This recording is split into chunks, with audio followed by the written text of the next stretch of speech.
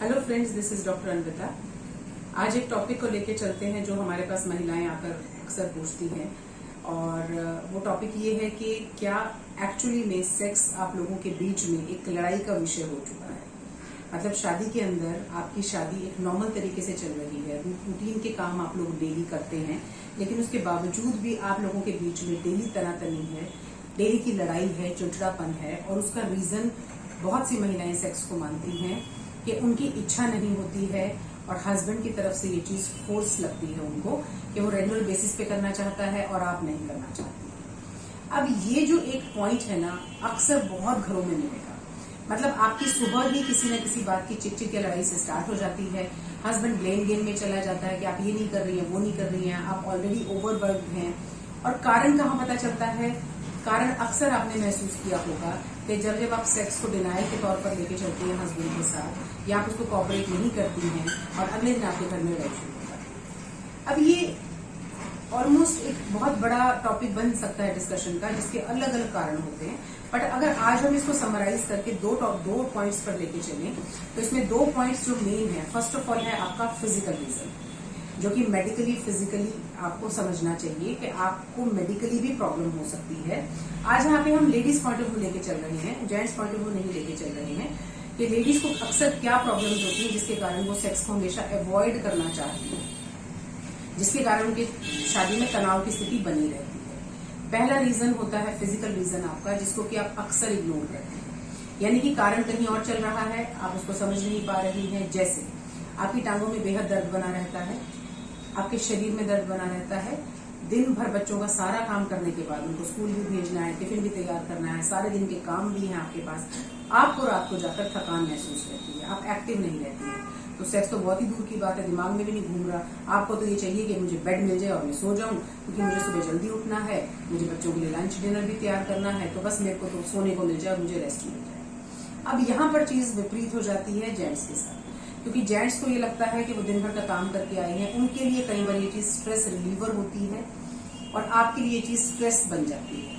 अब उसमें पहला फिजिकल रीजन मैं आपको जो बता के चल रही हूँ कि आपके अंदर ताकत नहीं है कुछ करने की, तो आपको ये एक काम की तरह महसूस होता है, आपको एक बर्डन की तरह, क्योंकि आपको बहुत ज्यादा थकाई लगी हुई है, थकान है और आपकी बॉडी गिव अप कर चुकी है और आप इसको हर तरीके से स्ट्रेन मान रही हैं अपनी बॉडी के ऊपर। सेकेंड मेडिकल रीजन ये हो सकता है कि हम कई बार बहुत ज्यादा बॉडी कॉन्शियस होते हैं। ये भी एक हिडन ट्रूथ होता है। लेडीज धीरे धीरे वेट गेन करती हैं मैरिज के बाद, पोस्टपार्टम बहुत चीजें चेंजेस आती हैं। इनफैक्ट नॉर्मल डिलीवरीज के बाद अक्सर लेडीज को ये कंप्लेंट होती है कि मुझे अपना वजाइना लूज लगता है, मुझे वॉल्स लूज लगती हैं, ना तो मैं सेक्स एंजॉय करती हूँ, ना मेरा हस्बैंड एंजॉय करता है, तो मेरी इच्छा ही नहीं करती है इस चीज को करने के लिए। अब अगर आपके ये फिजिकल रीजंस बन रहे हैं, तो आप ये मान के चलिए इन दोनों का इलाज बहुत आसानी से हो जाता है। उसको आराम से घर बैठकर खींचने की कोई जरूरत नहीं है। आप खुलकर डॉक्टर के पास आइए, उसको बताइए कि मुझे ये प्रॉब्लम्स हैं। आपके B12 लेवल, आपका थायराइड लेवल, आपके आयरन लेवल्स, आपका vitamin D level, calcium level, ये सब आप चेकअप कराइए, जो आपको रूटीन के काम में भी चाहिए, ताकि दिन भर आपको थकाई ना लगे और रात को आप इस चीज को भी बर्डन मानकर ना चले। सेकेंड चीज जो है कि आप ये कॉमन है, मतलब मेरे ओपीडी में अक्सर महीने के अंदर 4 या 5 लेडीज ऐसी मिल जाती हैं जो हमेशा ये कहती है कि मैडम मुझे अपना रास्ता बहुत ज्यादा लूज लगता है बच्चे होने के बाद, तो मैं कुछ भी इंटीमेसी एंजॉय नहीं करती हूँ। इसके लिए अगर आप अपने डॉक्टर के पास जाएंगी तो आपको 100% श्योर शॉट इसका इलाज मिलेगा। इसको हम लोग पेरिनोरेफी का टर्म भी देते हैं, इसको हम लोग रिपेयर का टर्म भी देते हैं। आपकी विजाइनल वॉल जितनी लूज हो चुकी हैं, जितनी भी ढीली हो गई हैं, आपको इंटेंसिटी स्ट्रेंथ नहीं रहती है, वो सब के सब वापस रिपेयर होकर जैसा आपका निचला हिस्सा कभी शादी से पहले हुआ करता था या बच्चे होने से पहले हुआ करता था, आपको सेम एज इट इज मिल सकता है। और ये सर्जरी कोई इतनी बड़ी सर्जरी नहीं होती है और इतनी कॉम्प्लिकेटेड सर्जरी नहीं होती है कि जिसका कोई साइड इफेक्ट हो, जिसमें बहुत लंबा स्टे हो हॉस्पिटल में। It is a sort of cosmetic and repair surgery, यानी कि ये बहुत सिंपल सर्जरी होती है, जिसको किसी भी आप अच्छे गायनेकोलॉजिस्ट या सर्जन के पास जाकर करवा सकती हैं। 1 से 1.5 दिन का स्टे रहता है इसके अंदर। 5 से 7 दिन के अंदर आप बिल्कुल ठीक हो जाती हैं। जैसे आपके नॉर्मल डिलीवरीज के टांके वगैरह लगते थे, उसी तरीके से इसको मान के चलेंगी तो आप बहुत जल्दी रिकवर भी हो जाती हैं और आपकी वापस लाइफ स्मूथ हो जाती है, जिसमें कि अगर आपको ये कंप्लेंट वाला हिस्सा है तो वो कवर हो जाता है। अब इन 2 फिजिकल रीजंस के अलावा जो दूसरा रीजन है वो है आपका इमोशनल पीस। यहां पर आकर लेडीज अपने आप को सॉर्ट आउट नहीं कर पाती हैं। आप मेरी बात को ध्यान से समझिएगा। लेडीज ने एक ये चीज हमेशा अपने सिर पे हावी रखी है, अपनी कंडीशनिंग में, अपने बचपन से लेके आज तक, कि सेक्स केवल आदमी की जरूरत है जो वो औरत के थ्रू पूरी करता है। ऐसा नहीं होता है। अगर आपको अपना रिलेशनशिप बहुत हेल्दी चाहिए और आपको अपने हस्बैंड के साथ दोस्ताना व्यवहार चाहिए कि वो आपको समझ सके, तो आपको भी उसकी और अपनी फिजिकल नीड को तवज्जो देनी ही पड़ेगी, उसको इम्पोर्टेंस देनी ही पड़ेगी।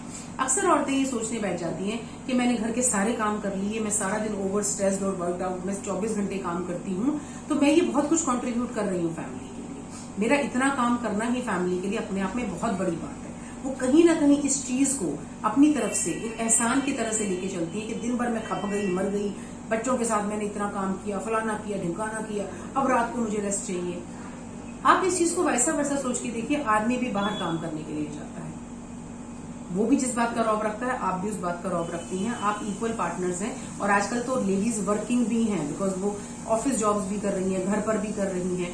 तो इस चीज को आप कभी भी एक दूसरे के ऊपर थोपने की कोशिश मत कीजिए।